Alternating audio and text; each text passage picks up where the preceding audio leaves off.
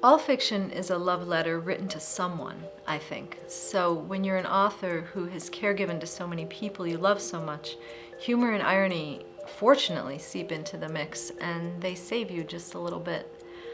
And certainly humor and irony seep into the writing and inflate it. Untethered, A Caregiver's Tale is the novel that inevitably came out of my 2 decades of caregiving. It's the story of Tom Conklin, a business administrator, and he's a proud baby boomer. As the story opens, his recent divorce has just ended in marriage to a sexy younger French colleague named Mel, just as he begins caring for his aging and increasingly difficult parents. With Mel wanting children, and with his pot-smoking French great-grandmother-in-law, who speaks nary a word of English, by the way, moving in, and with his elderly neighbors creatively challenging Tom's very sense of self, he decides to escape into magical thinking. He does this by buying into local legend, and the legend and the idea of it is what sends him searching for real buried treasure. But meaningful emotional treasure proves much more elusive, as it always does. I wrote Untethered, A Caregiver's Tale as full-length fiction as comic relief, not only for caregivers, but for anyone who loves a good yarn. And it's really about what happens to us internally, anytime we bump into reality's wall. But it also simultaneously tells the story of the modern family at its funniest moments, its most vulnerable moments. And I really want to stress that it's humor and irony that's aimed not at our seniors, but really in praise of their caregivers.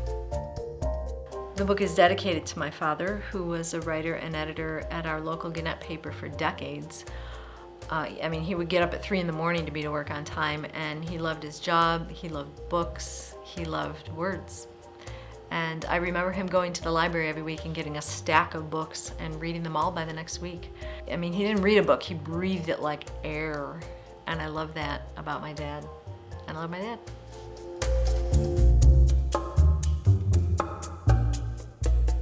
The title of Untethered, A Caregiver's Tale came out of a whirlwind round of emails between me and the amazing designer Angela Jernazek, with whom I've been pretty fortunate to have worked. When we first started to conceptualize what was central to Tom's trajectory, Angela started sending me pictures of sandwiches, hilarious sandwiches, and she has such a good eye for what's humorous and colorful, and it was through that process that it became clear to me that although Tom's caregiving is the meat, so to say, of the sandwich generation, Tom's personal sandwich is just exploding all over the place.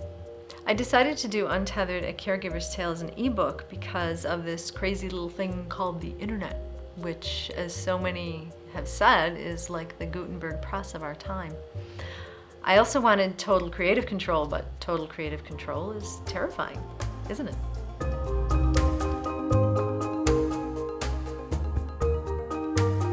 Reading fiction or immersing yourself in any sort of medium that tells a story, it allows you this balming space. You can be alone with those voices that are telling you the story, and that's rarely allowed in our crazy modern lives.